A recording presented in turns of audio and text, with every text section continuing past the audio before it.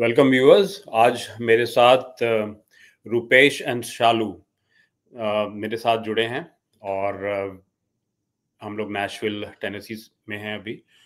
और ये दोनों का और हमारा एक कॉमन थ्रेड है कि they all belong from Bihar, even though they have for their educational purpose या career purpose they have been to different parts of India.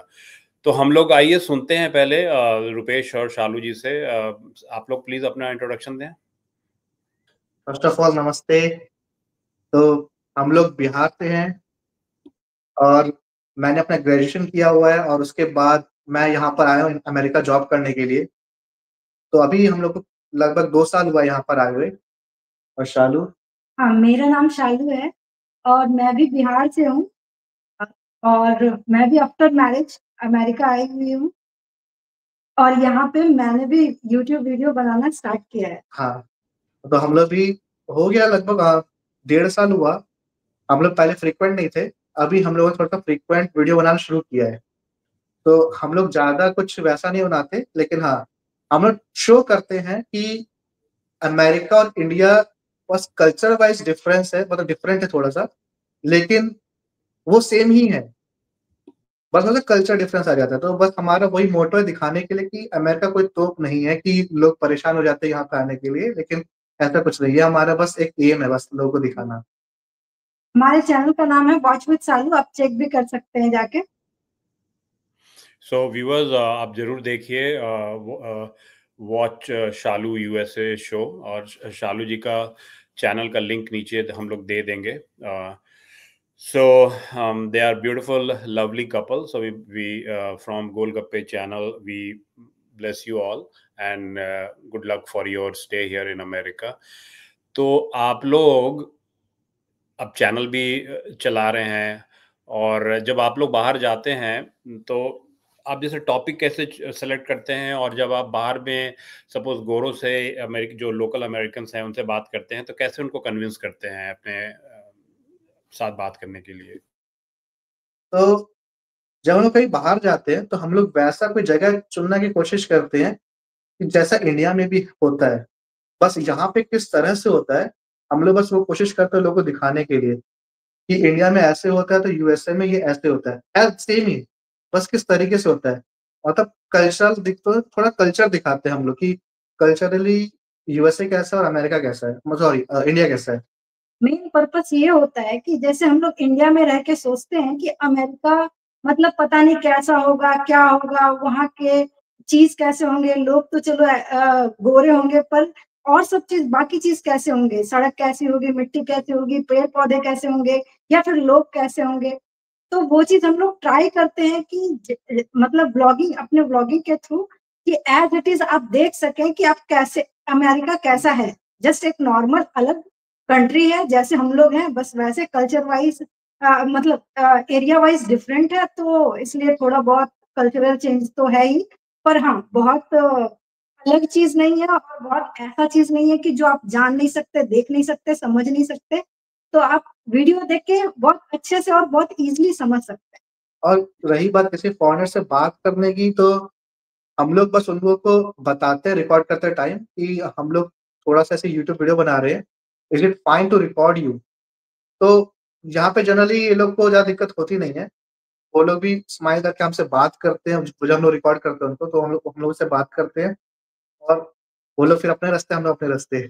तो ऐसे है। उन लोग को भी जो रहता है वो अपना ओपिनियन देते हैं। हाँ, और वो भी बहुत खुश होते हैं बात करते वक़्त हम लोगों से कि अच्छा ऐसा है, तो वो लोग भी कुछ बता देते हैं, कुछ इन्फॉर्मेशन वो भी हमें देते हैं फिर। पर ऐसा नहीं है कि वही इंडियंस हम लोग तो वो थोड़ा पगला जाते हैं, ऐसा कुछ नहीं है। बस ऐसे ही नॉर्मली फिर हम लोगों से बात करते हैं, बस एज़ अ पर्सन। जैसे कि लेट अस टॉक ऑन दो विषय, जैसे कि उनको क्या ज्यादा अट्रैक्ट करता है in an Indian community, like आपका खान पान, आपका वे ऑफ म्यूजिक, संगीत, रहन सहन, क्या अट्रैक्ट करता है? आपका क्या एक्सपीरियंस रहा उनसे इंटरेक्शन पे? आई थिंक मोस्ट कॉमनली जो सुने हैं, मोस्ट कॉमनली लोग बोलते हैं कि इंडिया का फूड का टेस्ट बहुत अच्छा रहता है, जो भी इंडियन फूड रहता है वो बहुत ही इन लोग को टेस्टी लगता है, बहुत ही अच्छा लगता है, और अलग अलग डिफरेंट टेस्ट उन लोग को मिल जाता है। तो फूड के बारे में ज़्यादा सुने हैं कि इन लोग को फूड बहुत ज़्यादा पसंद आता है। और इन लोग के फूड में कुछ होता नहीं है ना, तो ये लोग सप्लीमेंट्स खाते हैं। टर्मरिक का सप्लीमेंट हो गया, ब्लैक पेपर का सप्लीमेंट हो गया, तो वही अब हमारे खाने में उनको मिल जाता है, तो उन लोगों को खाना अच्छा लगता है बस। मेनली वो लोग खाने के पीछे ही है। म्यूज़िक का लेके अभी तक तो मुझे कोई नहीं मिला कि किसी ने म्यूज़िक की बात की हो मुझसे। मेनली सब लोग मैक्सिमम खाने के बारे में ज़्यादा बात करते हैं। नाइस। और लोगों से एक और बात सुने हैं कि इंडिया के मैरिज के बारे में कि वहाँ पे शादी होती है तो एक बहुत बड़े हाँ। मतलब फंक्शन टाइप का या फिर बहुत बड़ा सेलिब्रेशन टाइप का उन लोग को वो ज़्यादा अट्रैक्टिव लगता है कि उन लोगों ने शायद मूवी में देखा, कहाँ देखा, उन लोगों को लगता है कि सारे के साथ शादी में हाथी आता है, घोड़ा आता है। तो मैंने उनका वो नहीं। में बस्ट किया था उस टाइम पे। हम्म। कि ऐसा नहीं होता, वो रॉयल मैरिज की बात कर रहे हो आप लोग, ऐसा कि तो हॉलीवुड की काफी मूवीज में इंडियन बिग वेडिंग पर काफी लोग ने बनाया है, बड़े बड़े एक्टर्स के साथ भी। तो वो यहाँ पे वो अवेयरनेस उस पॉइंट ऑफ व्यू से है।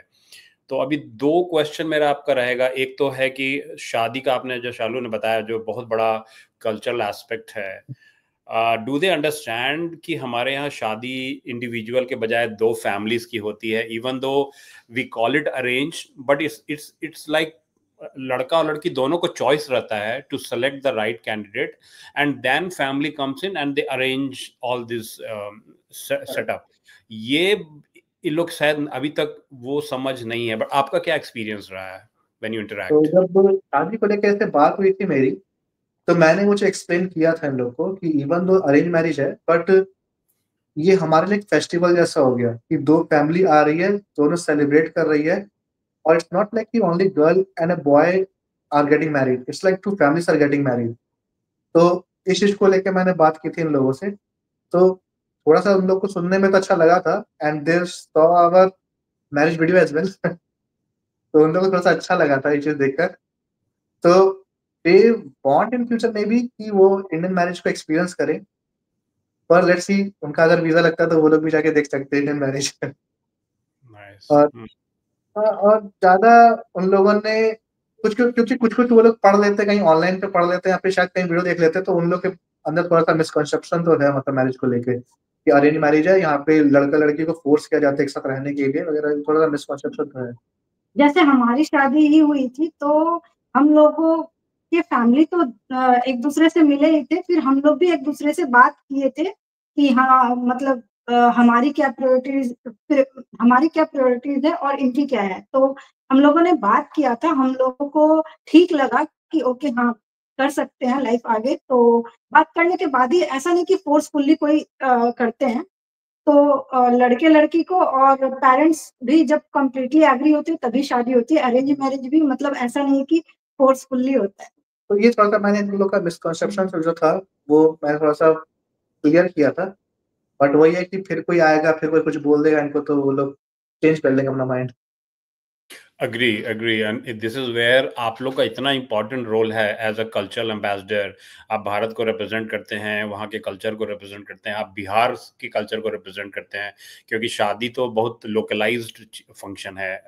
आपके घर में अलग कुल देवी देवता होते हैं, अलग वे ऑफ सिंदूर दान होता है, there are so many things जो आप वो वैल्यूज को लाके as a cultural ambassador of your country आप यहाँ पे लोगों को बताते हैं। तो you are doing a great and fabulous thing in that way. और India is so rich and happy कि आप जैसे लोग यहाँ पे आए। अब खान पान पे आते हैं, तो आपने बड़ा अच्छा बोला कि इन लोग जो सप्लीमेंट मोस्टली टैबलेट फॉर्म में खाते हैं, हम लोग खाना फॉर्म में खाते हैं, चाहे हल्दी हो चाहे ऑल काइंड ऑफ स्पाइसेस हो। तो क्या इनको ज्यादा खाना अच्छा लगता है, नॉन वेज, चिकन, मटन, या आपका डेजर्ट, या आपका वेजिटेरियन फूड? क्या क्या आपका एक्सपीरियंस रहा है इनको फीड करते समय? अगर इंडियन फूड की बात करूँगा तो हाँ, ये लोग कुछ भी खा सकते हैं, मतलब वेज में। नॉन-वेज में ऑफ कोर्स हम लोग ज़्यादा जाते नहीं, मतलब मछली और चिकन हो गया, तो ये लोग तो सब खाते हैं। और अगर इनके फूड की बात करें तो वो हम लोग डिस्कस भी नहीं कर सकते। ये लोग क्या-क्या खाते हैं, हम लोग को देख के अच्छा नहीं लगता।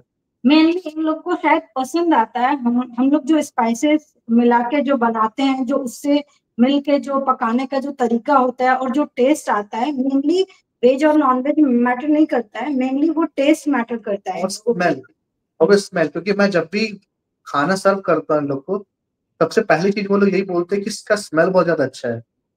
और उसके बाद फिर सामने वेज हो नॉन वेज हो उनको फर्क नहीं पड़ता, वो लोग टेस्ट करने के लिए आ ही जाते हैं। फिर वो लोग पूछते हैं कि रुपेश तुमने क्या क्या इसमें डाला है। तो एक एक करके इंग्रेडिएंट बताना पड़ता है मेरे को कि अच्छा इसमें ये मसाला है, इसमें ये है या फिर ये। तो वो लोग एक चीज पकड़ लेते, ओ आई लव दिस, उसका स्मेल, उसका टेस्ट, ऐसे करके वो लोग बात करते थे। तो उसके बाद खाने का डिस्कशन फिर लंबा चल जाता हम लोग के साथ। नाइस। जैसे हमारा तो पानी पूरी वाला वीडियो थोड़ा फेमस है हमारे यूट्यूब चैनल पे। अच्छा। लोगों ने, मतलब मैंने ऑफिस में अपने काफी लोग को खिलाया पानी पूरी एंड ऑल लव्ड इट।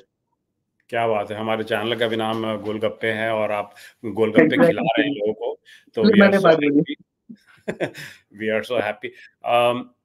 आप अपने खाने में मोस्टली जो आप स्मेल की बात कर रहे हैं, तो क्या आप लोग इलायची और किस चीज का स्मेल आपको लगता है कि आप ज्यादा, ये दालचीनी या व्हाटएवर, राइट, किस तरह का, कौन सा स्मेल इन लोगों को ज्यादा अच्छा लगता है? सिनेमन, क्या? आई थिंक उनको इलायची, लौंग, इन सब का थोड़ा सा स्मेल है जो थोड़ा इनको ज्यादा फील होता है, क्योंकि इन लोग के जनरली खाने में नहीं होता।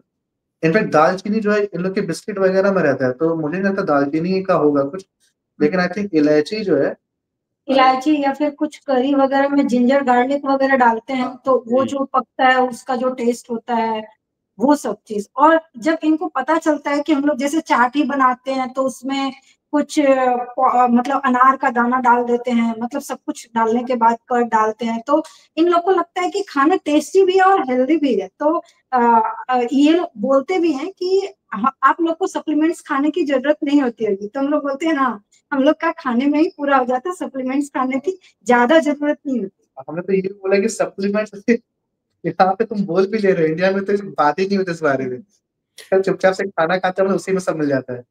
तो इन लोगों ने कभी आपको ये फीडबैक दिया कि जैसे आपका खाना थोड़ा ज्यादा ओवर कुक्ड है, या आपका जो ऑयल का टेस्ट है वो चीजी बटरी नहीं लग के मुझे, जैसे कि हम लोग सीड ऑयल यूज करते हैं, या आप लोग पता नहीं क्या कैसे बना रही हैं, तो इस पे कुछ शेयर कीजिए। हाँ। हाँ, हम लोग मस्टर्ड ऑयल ज्यादा प्रेफर करते हैं यूज करें। तो इन लोगों ने कभी वैसा फीडबैक नहीं दिया कि ऑयली है कुछ है, क्योंकि जब हम लोग इन लोग को दिमाग में रख के बनाते हैं तो हम लोग कोशिश करते हैं कि ज्यादा स्पाइसी ना हो, क्योंकि मैं चाहता हूँ कि वो लोग खाएं।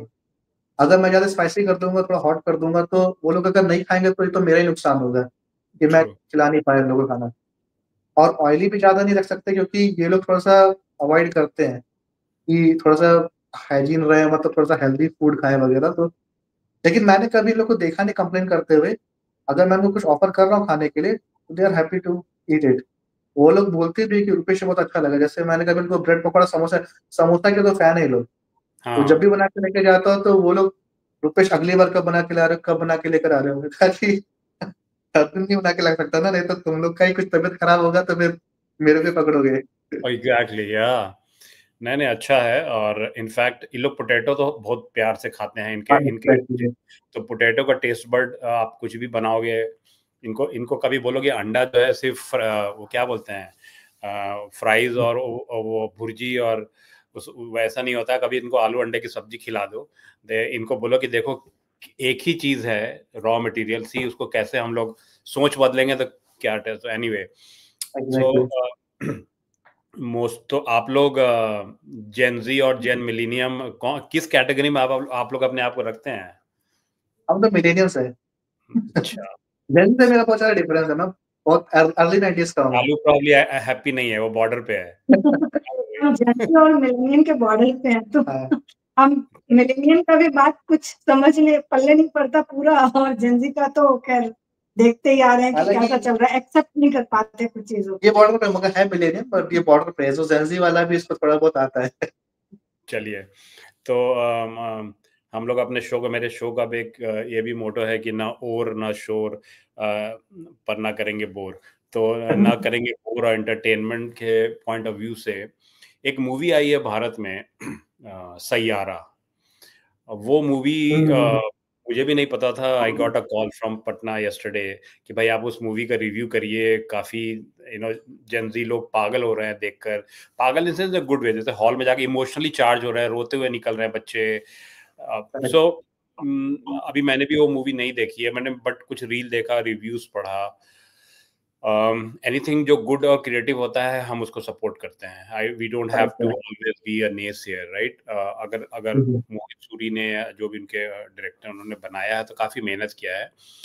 इस फिल्म का बैकग्राउंड ये है कि ये एक जापानीज अडेप्टेशन, एक जापान में एक मूवी आई थी, टेली सीरियल ड्रामा थी, उसका अडेप्टेशन था. वहां पे काफी हिट हुई वो, और उसको कॉपी किया साउथ कोरिया ने. उस टेली सीरियल को उन्होंने बनाया मूवी में, और वो मूवी वहां भी हिट हुई. सो टेलीविजन ड्रामास हिट हुई, साउथ कोरिया में वो मूवी हिट हुई, और फिर इंडियन ने उसको अपने इंडियन अडेप्टेशन में बनाया. तो लोग बोल रहे हैं कि बहुत रॉ इमोशंस दिखाया गया है.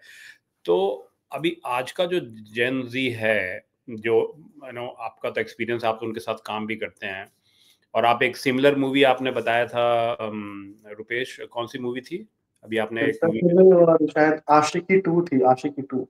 एक और आपने नाम बोला था, आप कोई मूवी अभी देखे हो? सिद्धार्थ. सिद्धार्थ. तो लोग कंपेयर सिद्धार्थ से भी इस मूवी को कर रहे हैं. व्हाई डू यू थिंक कि जो अपना जो यंग पॉपुलेशन है, आप जो भी कैटेगराइजेशन कीजिए मार्केटिंग पॉइंट ऑफ व्यू से, क्या इतना वैक्यूम है, इतना रॉ इमोशन में वो लोग इतना कैसे बह रहे हैं, जो कि वो 24/7 वो लोग गैजेट पे स्क्रॉल करते हैं? तो उनको एक तरह से मैं इसको दो तरह से देखता हूँ. पॉजिटिव ये है कि इमोशंस अभी भी बचा हुआ है, raw emotion, which is so good. और दूसरा है कि क्या इसमें एआई यूज किया गया है इनके सेंटिमेंट को टैप करने के लिए इतना स्मार्टली कि ये बह गए एकदम, और ये फ्यूचर में एक ऐसा ट्रेंड होगा जो जो हम हमारे कंट्रोल से बाहर होगा. सो अब योर ऑब्जर्वेशन. नहीं, मुझे नहीं लगता कि एआई यूज किया गया है, लेकिन कुछ जगह पर लग रहा था.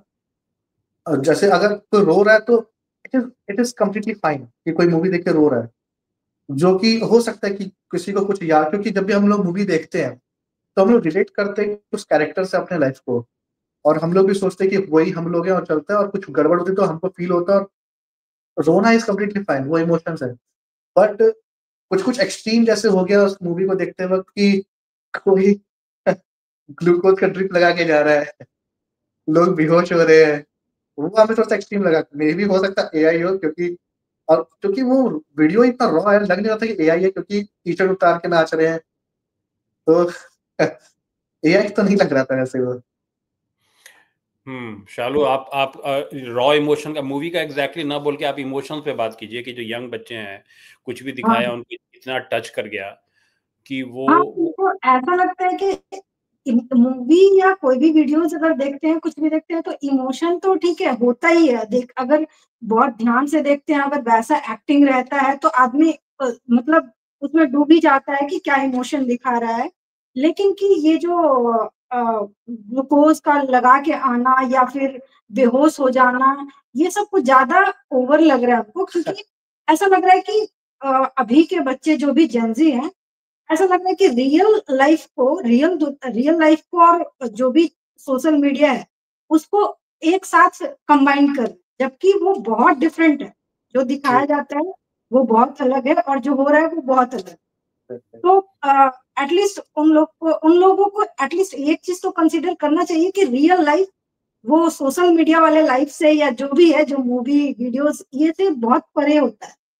वो हमारा स्क्रिप्टेड होता है, लेकिन रियल लाइफ ऐसा नहीं होता. तो थोड़ा कंसीडर करना चाहिए रियल लाइफ को. और इतना तो इमोशन ठीक है, रोना ठीक है, लेकिन बेहोश होना या पानी चढ़ाना या फिर जाके मतलब क्या बोलते हैं, हॉल में जाके मतलब शोर मचाना इज ओके कि लोग एंजॉय करते हैं, लेकिन शर्ट फाड़ देना, ऐसा फील करना कि अरे मतलब मूवी में जो हो गया वो रियल लाइफ में हो गया, तो ये कुछ ऐसा ज्यादा लग रहा है कि अ, एक तरह से नहीं कह सकते, किसी पॉइंट पे किसी का ब्रेन वॉश करते हैं तो वो उसी डायरेक्शन में सोचने लगता है. कविता लगता है कि मे बी वो वायरल होना चाहते हैं सोशल मीडिया पे. शायद ये भी हो सकता है, क्योंकि जेन ज़ी जो है वो मोर टुवर्ड्स सोशल मीडिया है, उनको बस कैसे भी चाहिए कि सोशल मीडिया वायरल हो जाए. तो उसे लगता है क्योंकि वो रो रहा है, उसको फिर रिकॉर्ड भी कर रहा है, and they don't have any problem.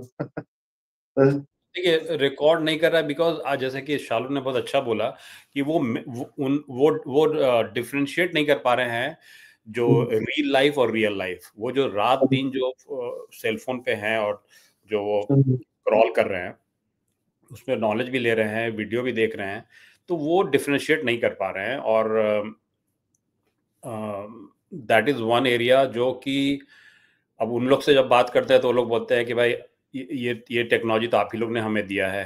तो कुछ जल्दी से हम बात किए हैं ना, तो उससे हमको इतना ही समझ में आया है कि वो लोग जो वीडियो में देखते हैं ना, उसको वो रियल समझ लेते हैं। जैसे कि किसी कपल का या किसी हस्बैंड वाइफ का या किसी गर्लफ्रेंड बॉयफ्रेंड का कुछ तो अगर स्केच वीडियो चल रहा है या कुछ चल रहा है, तो उनको लगता है कि ये रियल में है, इनका रिलेशन रियल में ऐसा है, या ऐसा स्वीट है, या फिर ऐसा प्यारा है, या फिर ऐसा रोमांटिक है।